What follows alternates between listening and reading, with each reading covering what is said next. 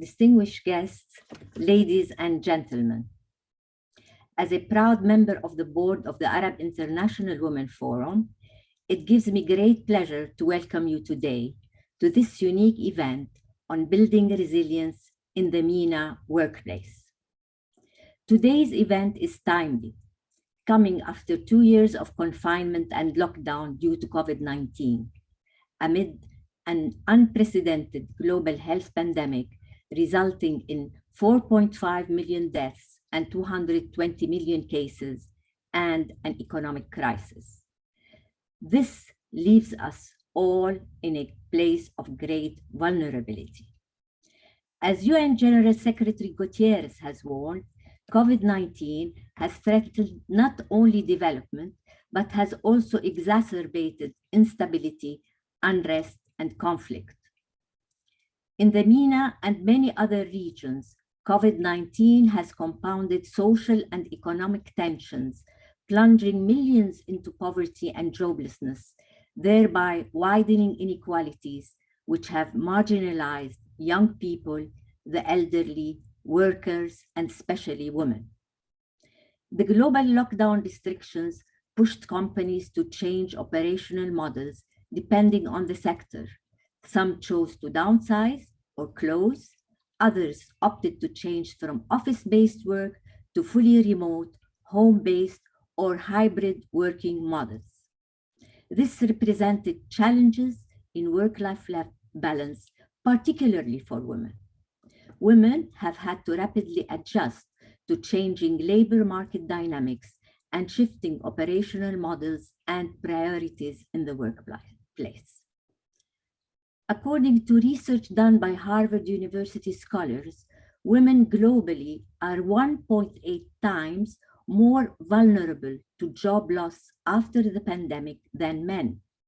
Women make up 39% of global employment, but have accounted for over 50% of overall job losses.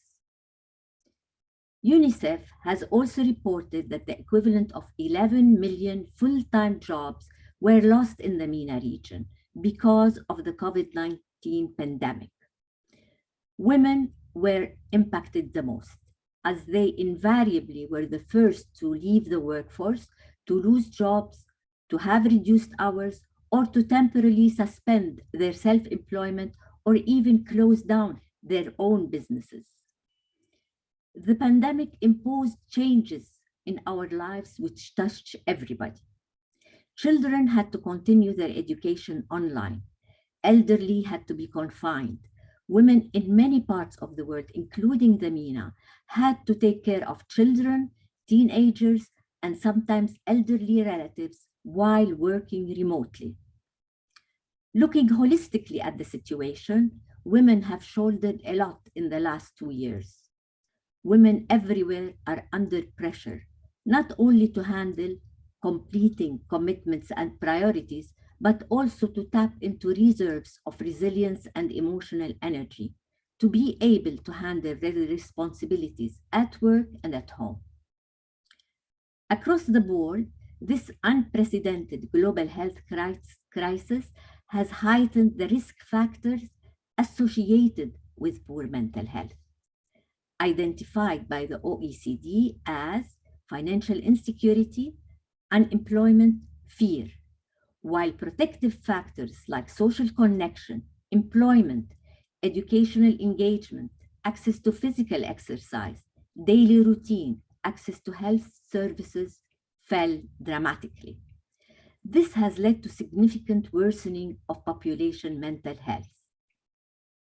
Lebanon has experienced additional layers of burden over the pandemic with the devaluation of the currency and the Beirut port explosion. The disruption of supply chain, whether in food or medicine, created limitations to healthcare access and further worsening of the population mental health. Currently, there are still taboos across the world, and especially in the MENA, about mental health and psychology. However, we as women need to learn how to look after ourselves first to be able to attend to our families, businesses, and employees. We need to push for the policies that create an enabling environment that allows us to adjust and build resilience to face the new normal ahead.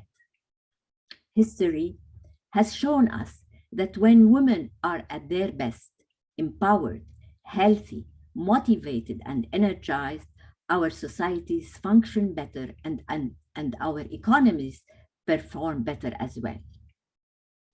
All of us at AIWF recognize that many of the women in our global network are experiencing heightened fear, worry, and psychological stress in these times. To this end, we are proud to organize this virtual panel discussion addressing women's resilience at work and at home.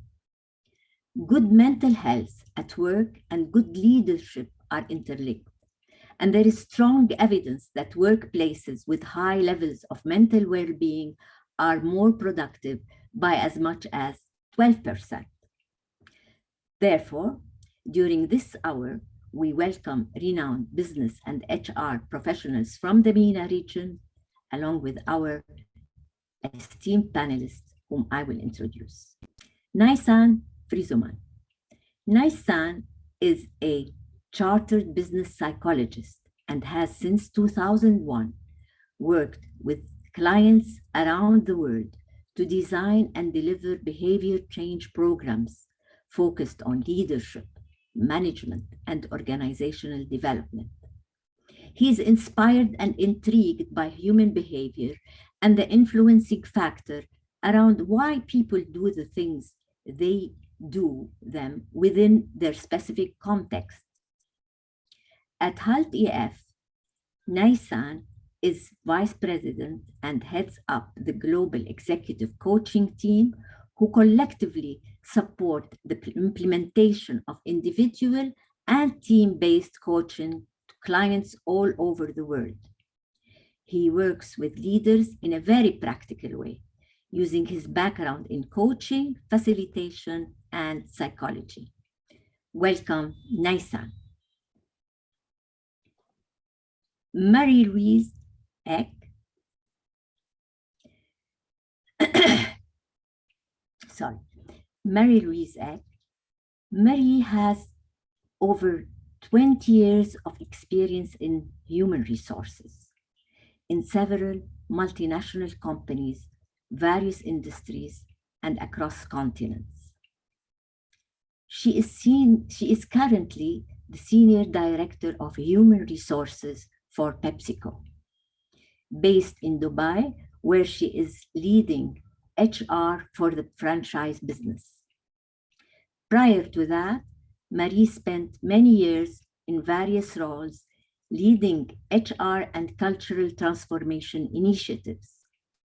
She has a real passion for agility, strength, and well-being, and is an avid fan of optimization and simplification, both in personal and working life. Marie holds a bachelor's degree in human resource management from Lund University, Sweden. Welcome on board, Marie-Louise.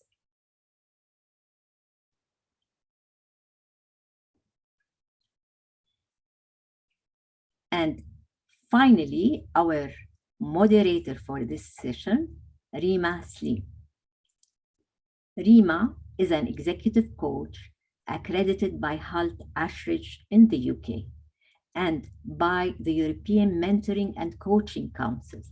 She's also a corporate executive with a career of over 15 years in global corporations in the region and in Europe. Building on her broad experience, she strives to support her clients, raise their awareness and resourcefulness to navigate and succeed in complex organizational setups. Excuse me. Rima possesses a Master of Science in Executive Coaching from Halt Ashridge, an MBA from HEC Paris, and a Bachelor of Science from the American University of Beirut. Welcome, Rima. Thank you. Our discussions today will help our participants to recognize the signs of burnout, identify workplace policies and personal habits that can help to build resilience, to manage mental health in professional and personal life, adapt to new complexities in the post-COVID world of work, and harness new opportunities that might arise from new realities. On this note, I'm delighted to hand over to Rima.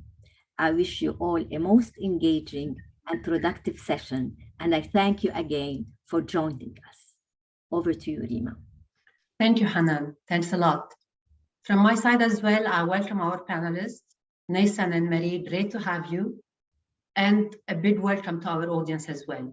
Guests are joining us today from the MENA region, Europe, and beyond, from various professional backgrounds.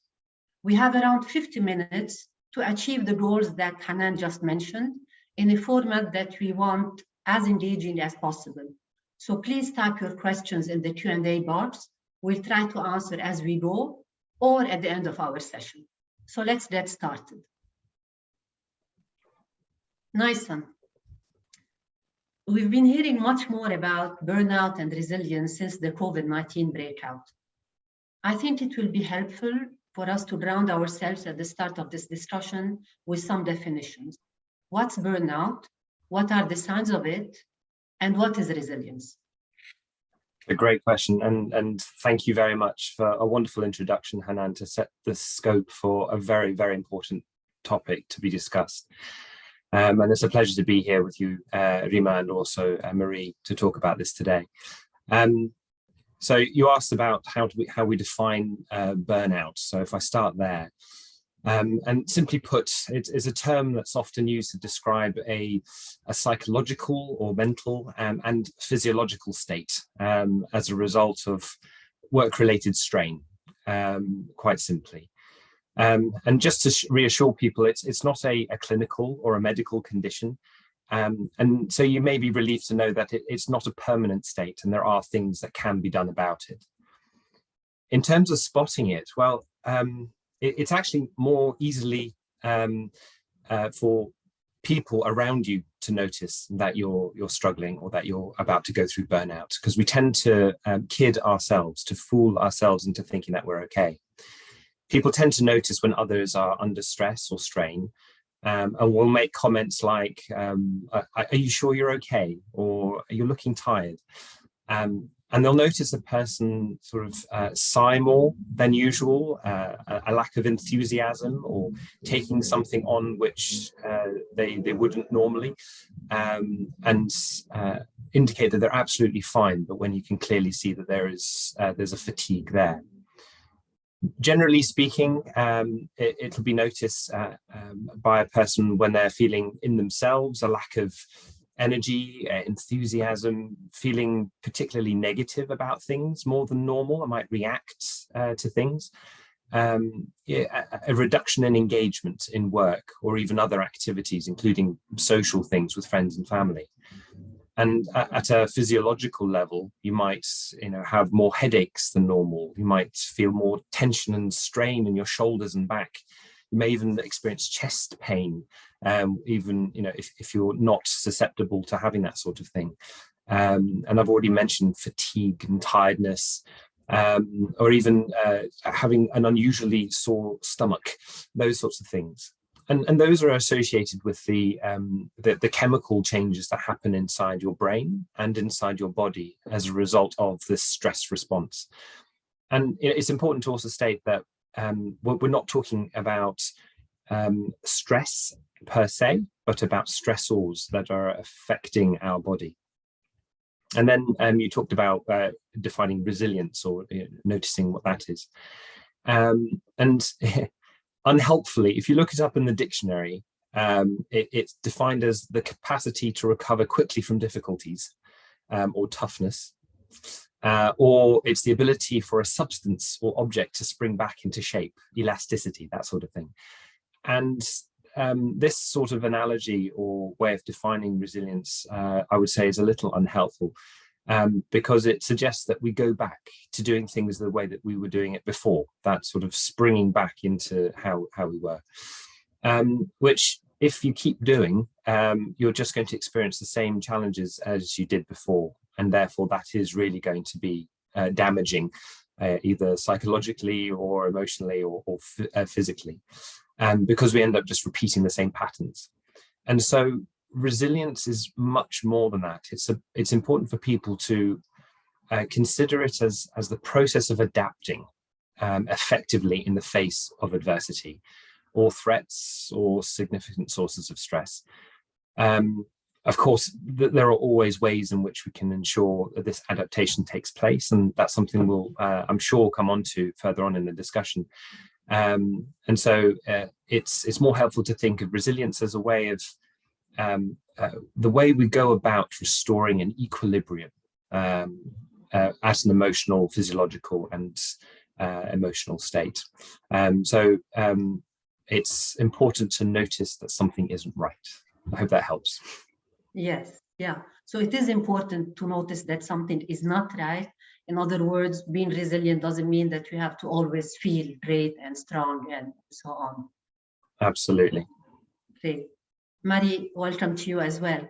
So turning to you for a corporate view, how can corporations, especially large ones like PepsiCo, notice tiredness and exhaustion among its team members?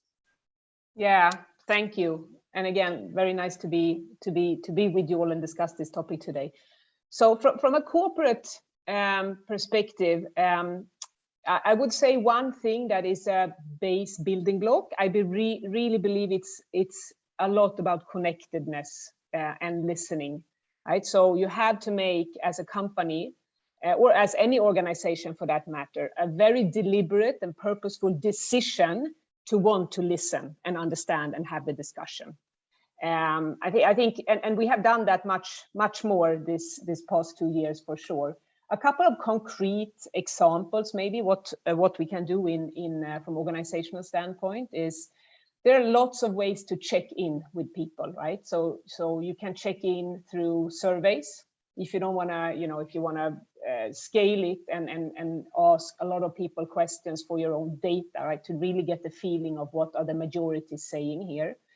But you can also have a personal touch point and just reach out, one-on-one or get smaller groups, of course. And you need to target the questions and be a little bit brave about it, I think, from a company perspective. Yeah. What companies can do also is, of course, training managers in realizing and listening and seeing this, because they traditionally, maybe that is nothing that we have been doing. So we are not really picking up the signals of exhaustion, tiredness, fatigue, unless we actually look for them and we ask for them. So it's okay to train people in actually asking those questions and feeling comfortable that it's okay to reach out and ask. By the way, I think, generalizing, but I think female population in general are more comfortable in asking this. We put it higher on the table.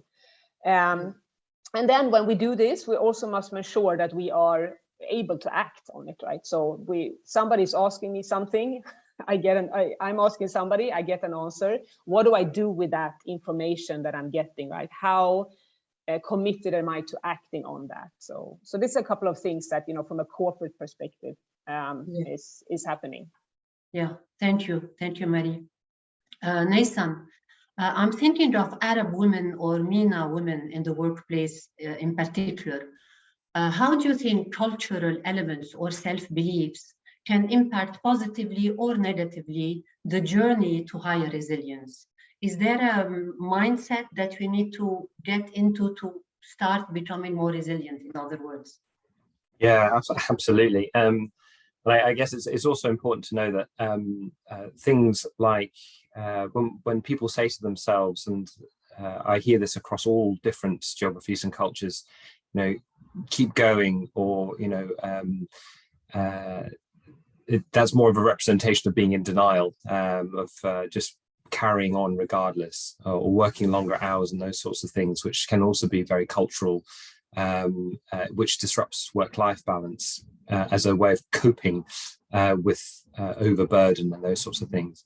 But it's important, no matter where you are, is that ignoring the signs, ignoring the fact that you are working harder or doing things that you wouldn't normally do, is not resilience.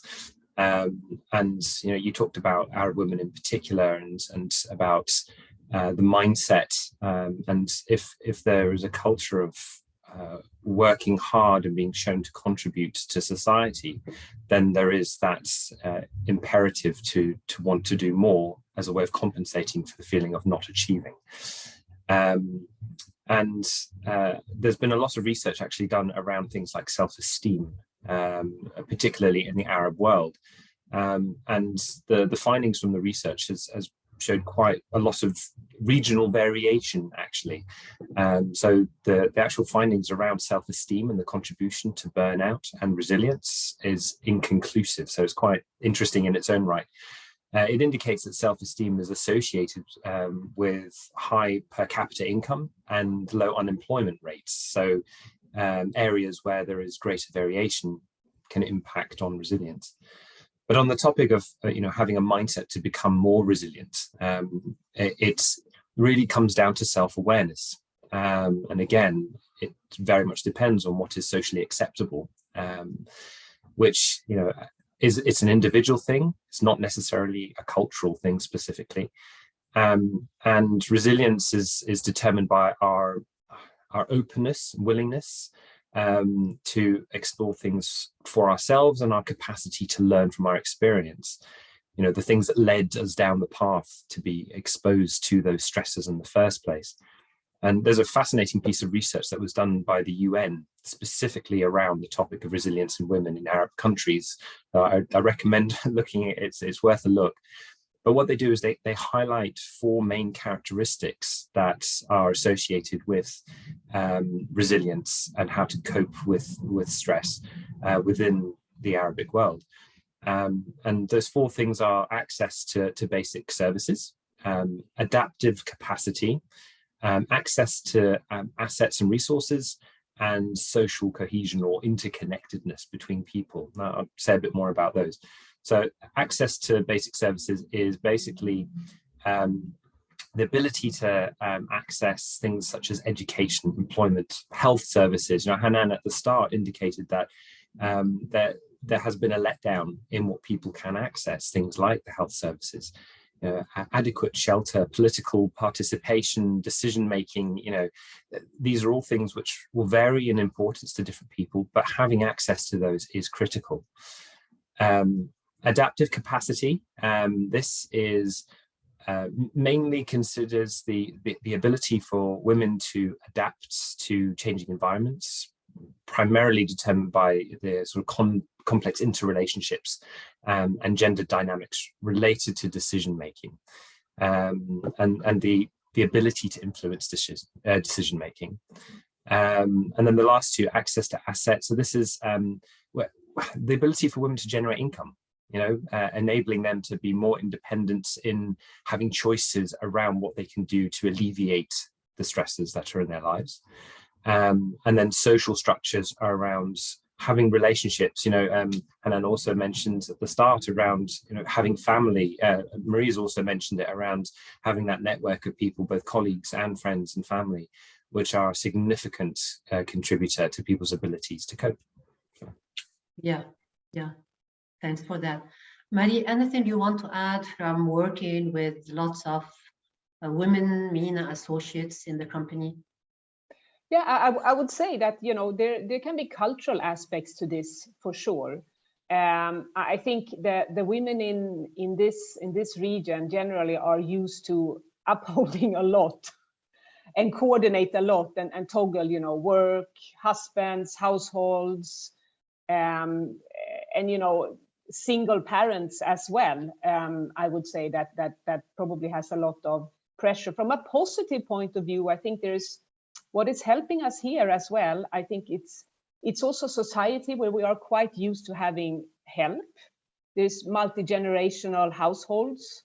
It's quite normal to have maybe a cook or a nanny. I'm talking about specific social aspects of the society, of course, but so I think that's a positive one. I would say I have worked a lot now with a lot of colleagues in Lebanon, and Hanan was alluding to it as well, but I would just give a shout out, and we're talking about resilience, and being resilient not necessarily is something that we should uplift so much, but they are enormously resilient, right? The challenge after challenge and up on their feet again. So I've seen this as a real strength, I think, in the MENA region, that, you know, I guess the patterns under where women live from a family perspective, from a cultural perspective, is helping to actually manage these situations. Like, it's another tough situation, but it's just another one.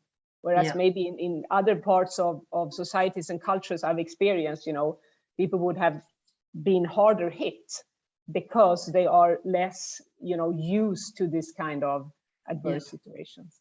Yeah, the phoenix bird analogy, so to speak. Okay, so now I think the audience is eager to hear about practical strategies and techniques to cope with adversity and improve resilience. So Nathan, we can start with you. What can we do as individuals or as working associates to become more resilient? And this is the absolute sort of silver bullet thing that people are wanting, you know, in terms of solutions. And the important thing to note, two things in particular. Different things work for different people, and there are a whole range of different things which I'll share with you now. And it's important for people to try things that could benefit them. Not everything will work for everyone, but it's important that they give it a go. And, you know, some of these things will not be common in people's lives to do, but it's always worthwhile considering them as new practices, as ways of alleviating stress and enabling resilience. And to come back to that point of not just bouncing back to the point they were before, but allowing them the space to be able to grow and devise new resources and ways in which to cope if it was to recur again. And so I will go through a number of things for you. So one, something which people will have heard a lot about, if not already doing, which is mindfulness techniques. The ability to find time and space to reflect and to create, it's a muscle which you have to develop. Mindfulness is something you should do on a regular basis. And in so doing, you become more aware of yourself and your ability to process information. It increases your cognitive ability by doing mindfulness. And so you're able to make considered responses to things rather than just react to them. So that's a really important distinction. Often people think about mindfulness as purely meditation. It's more than that. And if you learn to do it properly, it's highly effective. A colleague of mine, a lady called Megan Rates, she does a lot of work in this area. So if you want to know more information about that, I can share that with people. Playing a sport, doing a hobby, something which takes your mind away from the things that would normally be associated with drain, you know, taking away your energy. Interestingly enough, playing sports or doing something physically active, it releases endorphins into your body, which is a restorative hormone. It's something which gives you the feeling of positivity, and in so doing feels that you can actually cope with things and gives you the clarity of mind to be able to deal with things. Often a lot of sports, because you're focused on the activity itself, it clears the mind. And so it allows your mental state to recover from the thing which is maybe going over and over in your mind on a regular basis, which is the thing that's causing you anxiety or stress. Similarly, yoga, it's connected to things like mindfulness, but it's about, again, the physicality of it, but also the breath. And something we often do in coaching when we're working with people who are dealing with stress, anxiety, is that we get them to pause and we get them to focus on their breath. Because quite often when we go inwardly, you know, cognitively around the things that are affecting us, our heart rate changes, our parasympathetic nervous system kicks in. And so as coaches, we have to recognize that with the people we're working and pause people to breathe and just get them to recenter again. So I've mentioned coaching, so I'll go into a little bit more about that. Coaching is a highly effective method in the professional world to prevent burnout and to ensure resilience. And at its heart, it enables individuals to take time today to plan for tomorrow. it gives them that headspace and give them the long-term ability to think before acting, allowing the capacity to respond rather than just react, a bit like mindfulness does. And so in coaching, we work with things like knowing what drains you. And it's something which we don't often think about or acknowledge in our everyday. And so by allowing a coach to hold up the mirror and challenge your thinking about what is actually draining you, it brings it to the forefront and allows people to deal with it at a very practical level. Changing your frame of mind. And again, we can get into repeating patterns, particularly when we're anxious. And it's very hard to get out of that cycle. And so what the coaching does is it allows us to break that sort of constant loop of doubts, of frustration, and get us to see the bigger picture so that we can actually deal with things more holistically. Yeah. Coaching helps people to take different perspectives, because again, we see things from our point of view. And so by getting a coach to work with you allows you to step out of that and look at things from different angles, even looking at yourself from a different perspective, to help break that recurring cycle. And a particular technique which some of you may have heard of, which is around reframing your self-narrative. So for those of you that don't know what a self-narrative is, it's the stories that we tell ourselves and that we tell others as a shorthand to defining who we are and what we're about. But they can also become self-fulfilling prophecies. If we describe ourselves in a way, it becomes reality. And so a coach will help you to break that particular pattern, to think about what you can do differently. Remember, I already said about coming out of burnout, it's about having a different way to doing something rather than just repeating it. Yeah. I could go on, there are more things, but hopefully that's a nice snapshot of something. No, thanks for that. There's a question, Nisan, I'm not sure that we are equipped to answer it, but anyway, any suggestions about foods that are better to beat down times rather than those one should stay away? Yes, in particular, when we're tired and when we're fatigued, we tend to crave fatty foods and sugars. Now, in nature, fat and sugar doesn't exist together. And so eating sugary, fatty foods does not help, even though we crave it.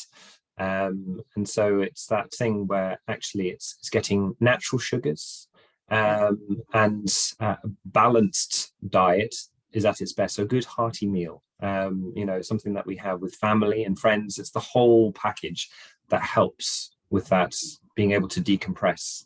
So yeah, stay away from the fatty sugars. Thank you, Nisan. Thanks for all these practical information.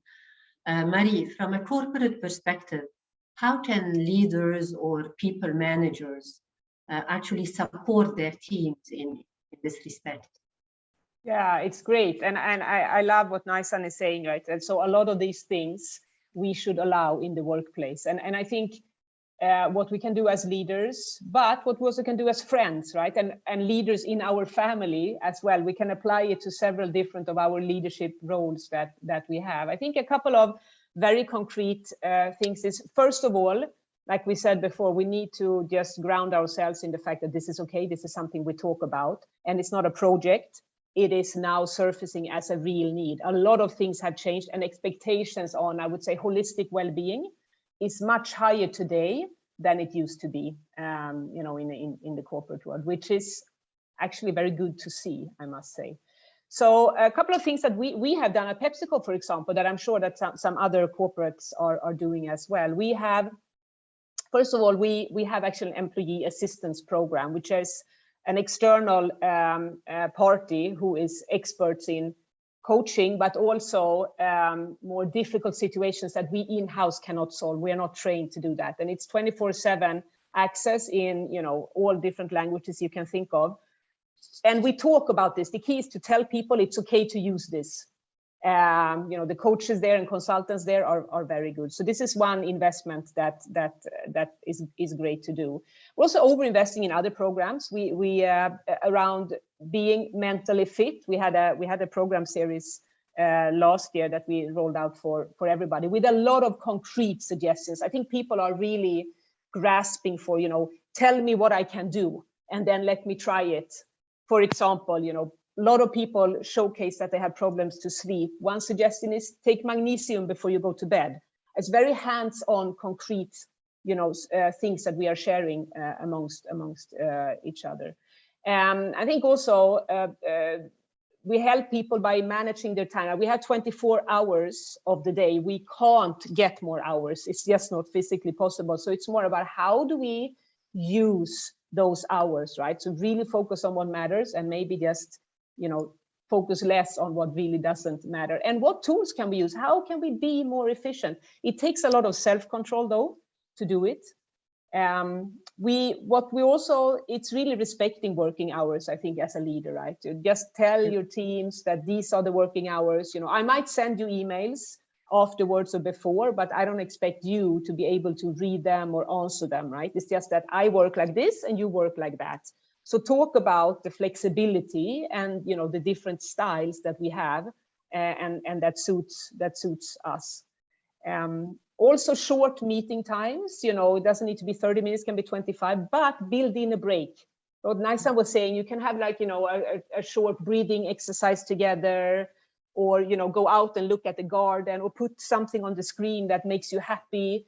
There's small suggestions like this that just breaks up the routine, I think, and what you can apply day to day at your workplace. And another thing that we've done, we have actually implemented a learning and vitality zone, and this is a 3-hour, 1 day a week. We have blocked the calendars for everybody, which means that you cannot book meeting times with people. And we have expressively said, this is for, if your vitality is to go for a swim, take a walk, go with your baby, whatever it might be, that's what you do during those hours, and you will not be interrupted. And it's okay to do that for those 3 hours a week, right? So these are some of the concrete things that corporate organizations can do. Yeah, great. Thank you for that. There's a question related to measures in companies. It says, we read about a possible misconception that flex work is gender-driven, more for women than men, which directly puts more pressure on women. How can this be addressed in your view? Yeah, thank you. This is a great question. It's sad that it has to come up, right? But it is, we're flexing, and you talk generally about, the female population, because we know the women have to take care of the household and the kids, so they need the flexibility. We should look at ourselves, I think, really in a corporate environment and make sure we change that narrative. But generally, it also needs to come from a support system, right? It's extremely important. And I think here, somebody was saying in the beginning, we need to bring this conversation back home. We need to bring it to the educational system. It needs to start there. But then we need to engage at home, but also engage male role models. And that's why I think, we talk a lot about how is this helping women, but let's bring in the men to see that it's equal, right? How is it helping them? Because some of them need that as well. But also how they can showcase, I'm a man, but this is how flex has helped me. So I think that's, and we sometimes we ask women, right, lean in and voice your opinion. Well, if I'm going to be at my best the way I am, I shouldn't have to adjust myself and lean in. The system should allow me to lean in instead. So it's really about rebuilding the system. And I think what we do, we bring inclusion high on the agenda. This is, possibly how we can address this, where we say that, flex is, mainly towards women, because we have a different view from the beginning on how much they need it more than men. Yeah, great. Yeah. Naisan, let's talk a bit more about the coaching world. As we know, Halt Ashridge has a broad network of global executive coaches working across the world. Did you observe any changes in the themes of executive coaching pre and during COVID times? Yeah, we definitely did. We regularly look at the overall trends and themes of the coaching that we do. We're coaching across over 40 different countries worldwide, and I would say globally there was probably 8 or 9 themes that came up regularly, but I've noted down the top 4 were coping with ambiguity, adapting with and leading change, managing diverse teams, and being strategic. But that was at a global level. If you actually looked at the Middle Eastern region, pre-pandemic, there was probably three things that really stood out, and that was managing stress, resilience, and authentic leadership. So probably not a million miles away to during the pandemic, and those top five were managing stress, resilience again, work-life balance, making decisions, making transitions in terms of work life. So it's how people move their whole development journey, their working life, how they're going to progress in their careers with that balance, particularly given that so many people were working remotely.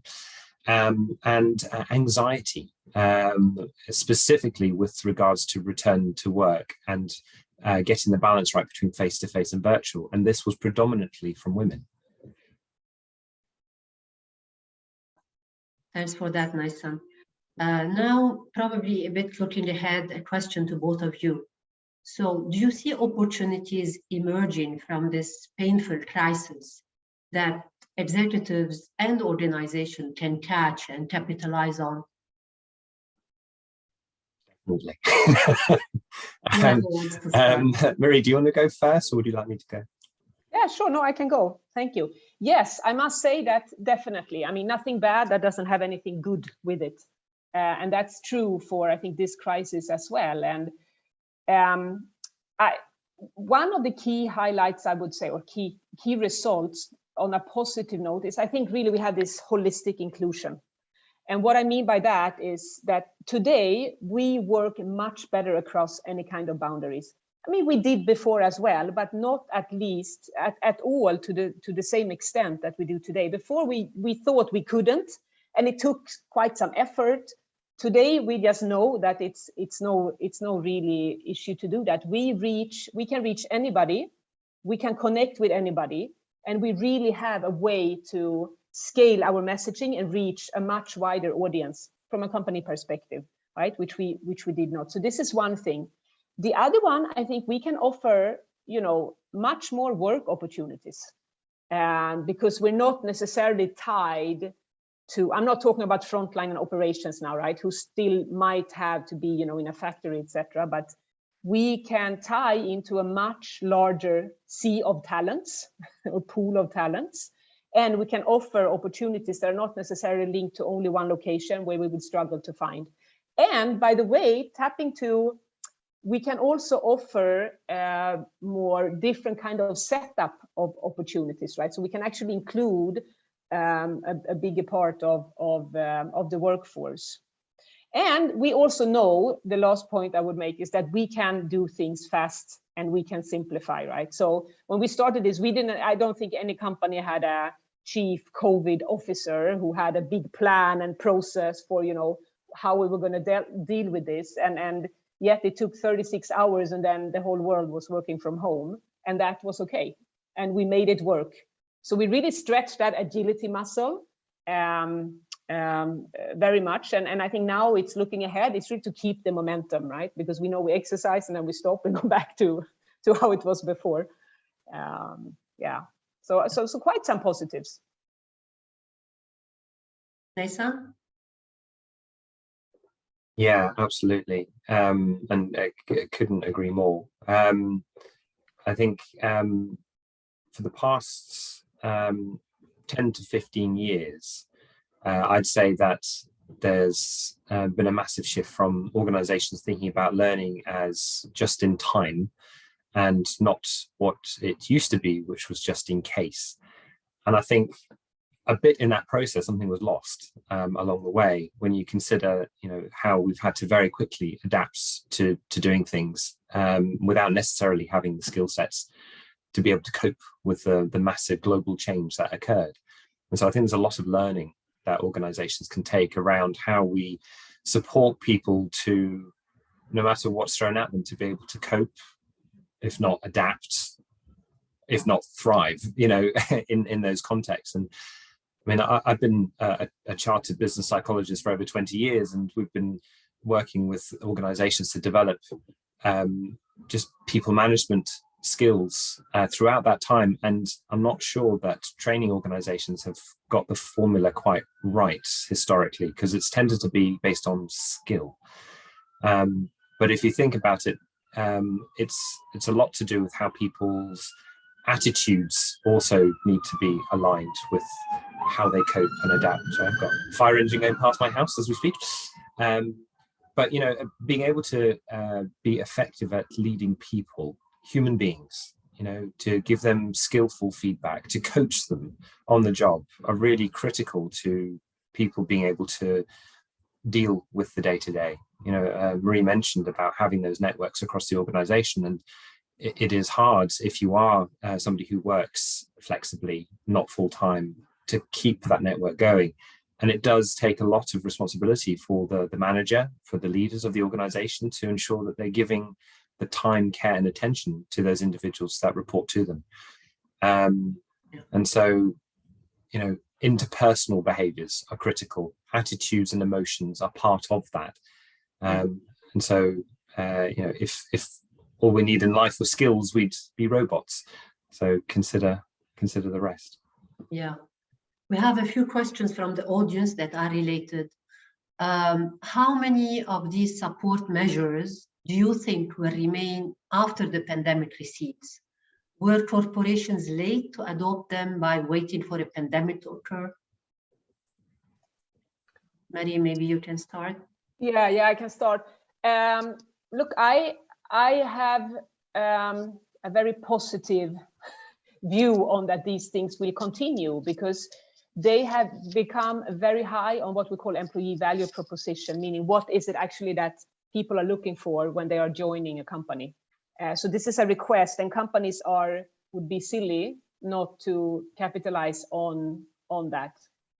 So definitely, I believe. I don't think late. Some companies, perhaps. I mean, there's so many different companies, right? I can say PepsiCo was not particularly late, to be fair. It's a very people-centric organization. So if you are in a people-centric organization, you would probably have seen several of these enablers already. Then they were scaled up, I would say, at speed. And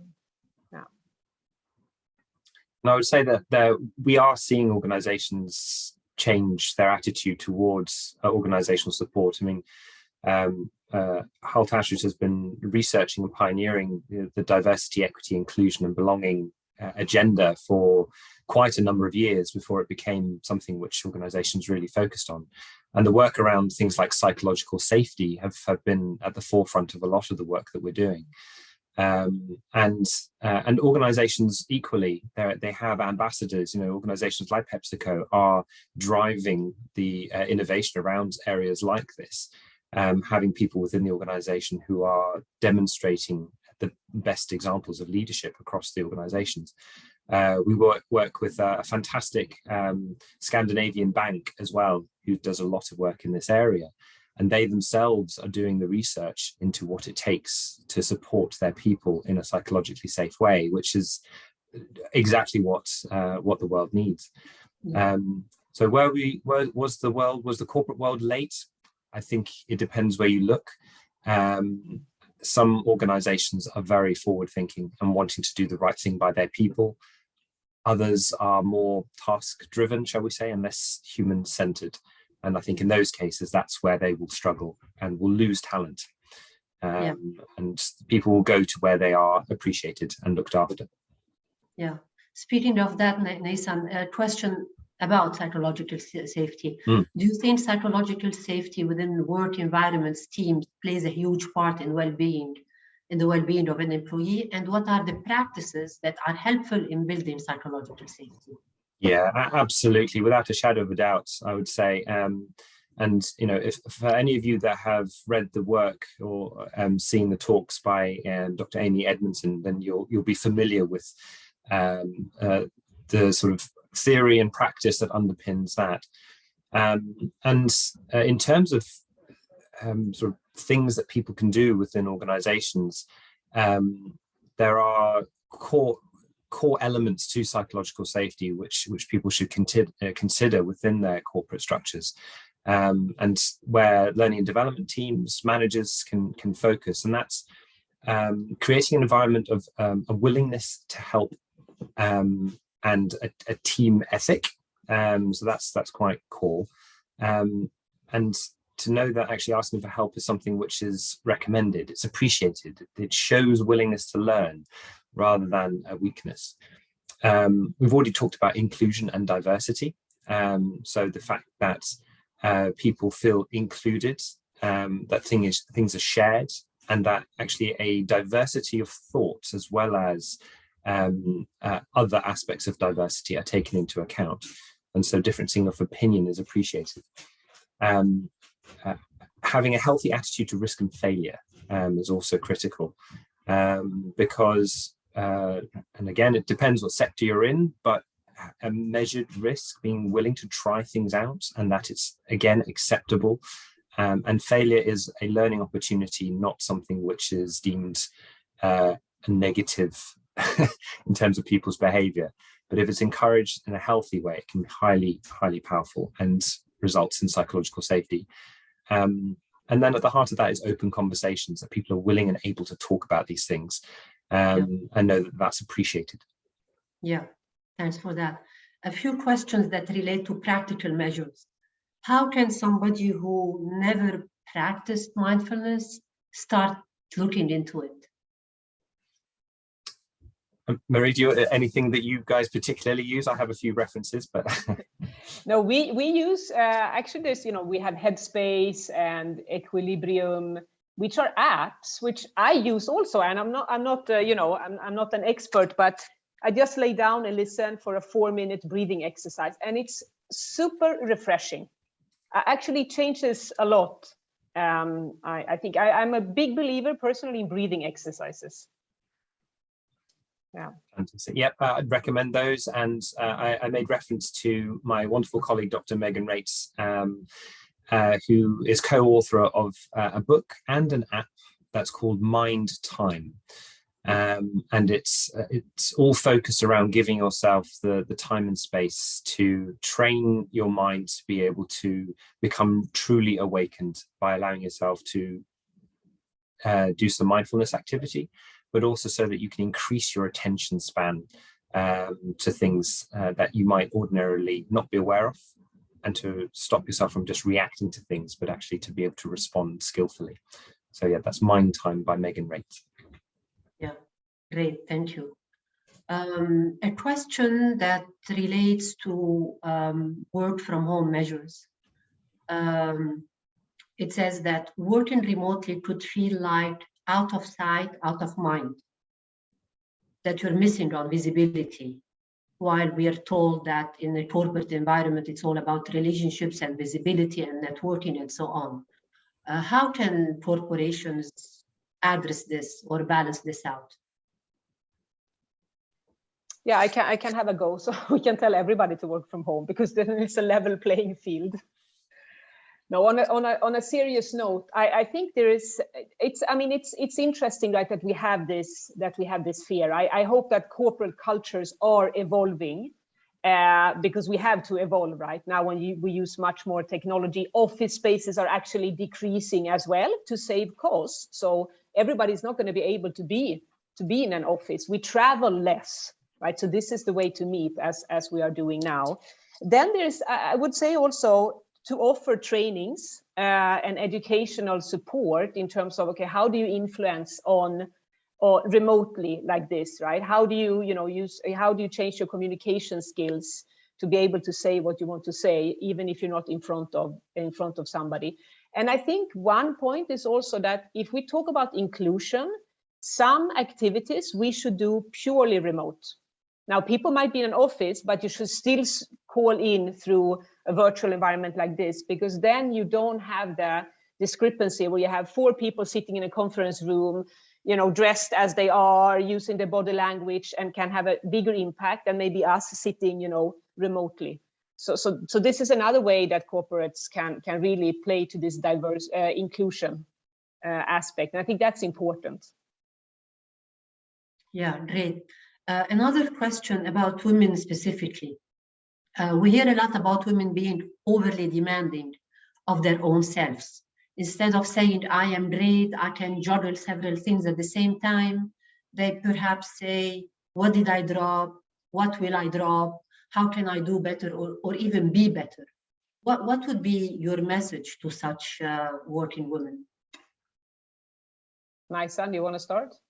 Yeah, happy to. This is a psychological phenomenon known as the Paula principle. And it's a self-limiting belief, something which is universally recognized as something which women will tend to hold themselves back, and therefore look at the negatives, like you say. And it's something which is what we're conditioned often socially and historically to learn and believe in. And it will take support, guidance, reassurance, coaching to help women to see that there are the positives in what they contribute to, and to not always focus on the negatives as well. It is a bit of a generalization. I would say, compared to 10 years ago, it's significantly improved and you see less of it. But I would say the biggest thing that I see, particularly in coaching, are things like imposter syndrome, where people feel like they are not good enough for the role that they're in, even when they are at very senior roles, particularly in women. So that's one perspective, anyway. Yeah, and I would say it's very difficult, but there is the networking and the friends that we have. I think what are we talking about in those forums, and I think it's also about talk about what is good enough, right? Good enough. I think we have a tendency as women, generalizing again, but to feel super accountable, which means that our deliverables are also very good in general. Like if I look at the corporate environment, but it takes a toll on us in the sense that I'm not going to bed until I have delivered this, even though it's 11 p.m. right? This is not very good. We should praise ourselves a little bit. I have a book by my bed. Every day I open this book and say, what did I do good today? Right? And not what am I going to do better tomorrow, or what did I do good today, right? So, and they realize, actually, yeah, I can tell myself that I'm doing things well, and I'm doing things well. So very simple, but I think if you want to try it, it might be powerful. Yeah, great, thank you. I think we have time for one more question. It's also about the practical aspects. So do you have any recommended readings or videos or sources? Because now with the topics being so in demand, that there's plenty of material, but would you have anything to recommend to our audience from a practical point of view to get on? Yeah, I mean, in addition to the wonderful the apps and tips that Marie's already shared, and I've put in the chat the Mind Time book by Megan and Michael. Other things, another one of our professors, he's actually our head of coaching practice, Eric DeHaan. He's written a fantastic book. It's focused on people in the healthcare professions, but it contains wonderful tips. It's called Caring for Professionals. And they're practical tips during difficult times. And it was written in light of the pandemic. And it gives tips on how to deal with difficult situations that confront us during circumstances that are beyond our control. There's a great book and also some videos by Bessel van der Kolk. The Body Keeps the Score, and this is about brain, mind and body in the healing of trauma in particular. But this is about understanding how traumatic stress reveals how we literally rearrange our brain's wiring, and specifically areas dedicated to how we're engaged, control, trust, things like that, or even just enjoyment of life. And there's some very interesting information in there. And there's also a great book by Dr. Dan Siegel called The Windows of Tolerance. And the windows of tolerance is a phrase which is often used to understand and describe sort of the normal brain and body reactions, especially following difficult times and adversity. It's about being able to experience without knowing what's happening to us. And so it looks at how we're able to deal with our windows of tolerance and our capability to move that threshold. So those are three, I would say, as well. Great, thanks. Thanks for all the tips. Marie? No, I would do a practical tip. I put it in the chat to Yuna's answer. To everybody that have daughters, actually ask them every day, what did they do today that they failed, and then celebrate that, right? So see, what did you learn from that? So that failure becomes okay. Yeah, great.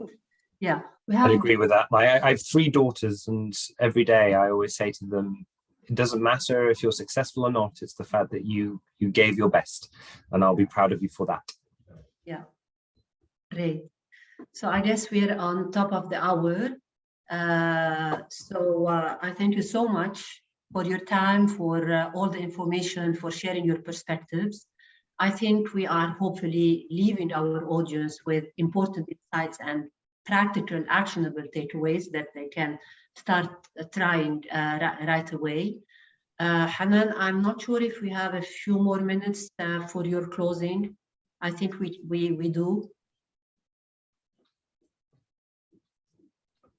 Hanan? Yes, actually, yes. Actually, I would like to thank you all for this interesting discussion and the worthwhile takeaways that we have picked up. And I would like to also thank the audience for their interest in such a hot topic. I would really want to encourage everyone to share the information, because as we are moving forward, hopefully we will not encounter any more difficulties, but it's difficult to predict. We have to disseminate the takeaways that you have picked up today and create awareness around you so that people can really understand what's going on and try to implement policies, whether it is in the workforce or it is at home, for the betterment of everybody. Thanks again.